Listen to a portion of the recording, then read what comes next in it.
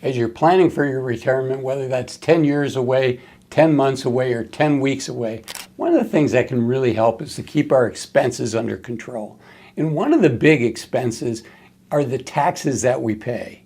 And so in today's video, I want to share with you the 10 states that don't rob retirees blind from a tax standpoint. And I want to start off with a Kiplinger's article that's titled 10 tax-friendly states for retirees. And they start this list that they only looked at states that don't tax retirement benefits. And there's 13 states that don't. And of those, these are the 10 states with the lowest median property tax. So let's jump in on this list. Number 10 is Texas. And they say Texas comes in on the list of 10th most tax-friendly states, largely because it has no state income tax. So not only will Texas not tax your retirement benefits, but Texas will not tax any other type of income, should you have any. Next on this list is Alaska. Now I'm going to put an asterisk next to Alaska, but let's see what Kiplinger says first. The median property tax bill in Alaska is slightly lower than in Texas at $3,687. And while they say this number is still high compared to other states, the lack of a state income tax in Alaska still places the state at number 9. In addition, Alaskans even get paid to live in the states thanks to the Alaska Permanent Fund dividend. And for 2024, that dividend was $1,702. Now, Alaska is not cheap to live in by any means. I just wanted to put that out there. But from a tax standpoint, it does really well. Okay, the next one on the list is Pennsylvania. Pennsylvania makes the list of tax-friendly states for retirees because they don't tax retirement benefits. And even if you do have taxable income, such as wages, if you have a part-time job, the Commonwealth of Pennsylvania has a flat tax rate of 3.07%, which is less than most states that impose an income tax. Okay, we're not going to go through all of the list. We're going to do Iowa, and then we're going to do 3 more. And then I've got another factor that I want to look at, which is the overall cost of living in a state and the overall quality of life in a state. But let's talk about Iowa.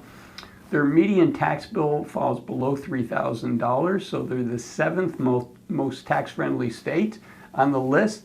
And between slightly more reasonable property taxes and no state tax on traditional retirement benefits, Iowa could be an affordable place to live out your retirement, Kiplinger says.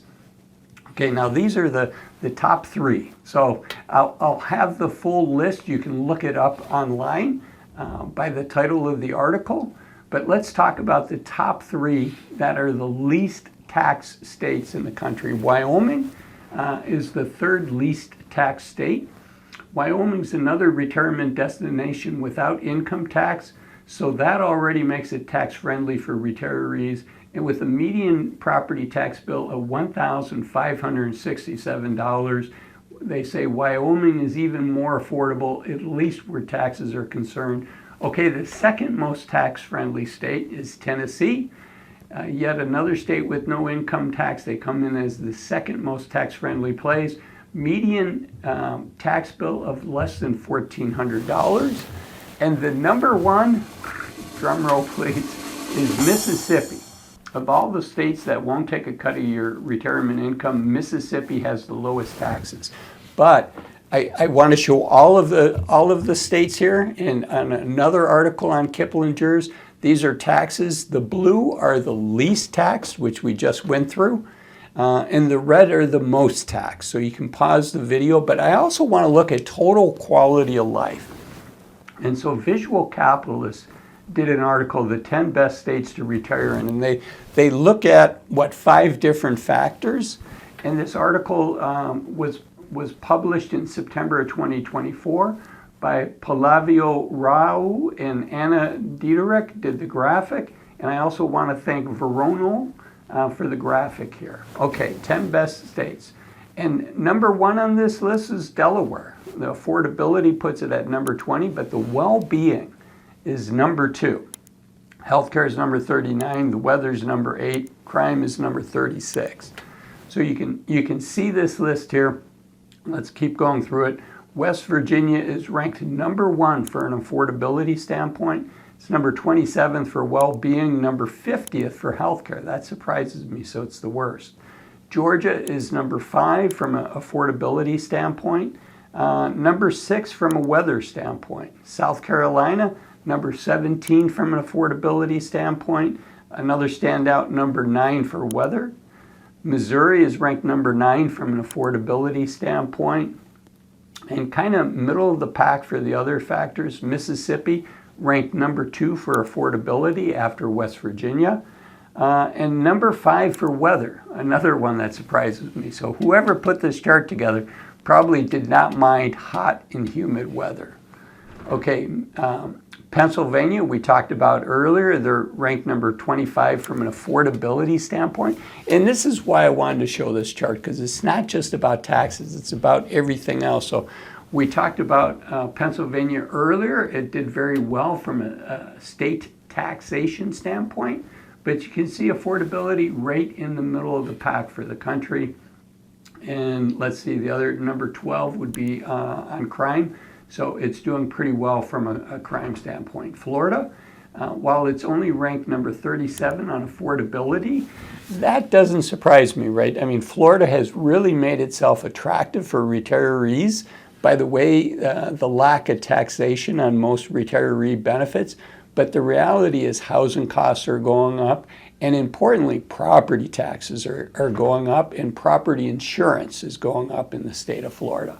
So, and the property insurance is something you have to be careful of, because Florida is having more and more weather-related damage to homes, and that's making it harder to get property insurance. I believe that the state-run kind of emergency, the insurance of last resort, I believe it's the most popular option, because a lot of insurers have pulled out of the state of Florida.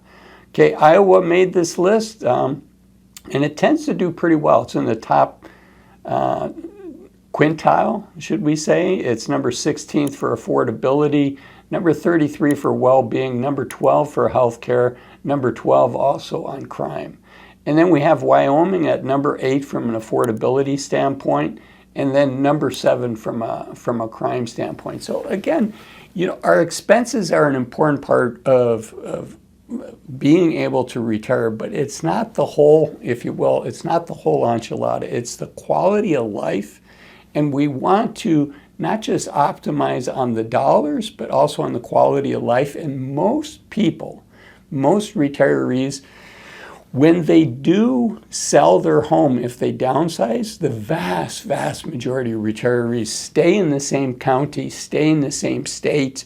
There might be, you know, moving to a different neighborhood in the same county, but after 30, 40, 50 years of living in the same neighborhood, living in the same county, and building friendships, that's extremely important for us as well. One of the things that determines the happiness for retirees is the quality of the relationships that we have. And keeping that quality of life is important, not just in retirement, but before we retire. And that's why I made this video here, the 8 things that I think we need to consider stop doing in our 50s and 60s in order to enjoy the journey up till retirement. I'll see you in that video. Bye-bye.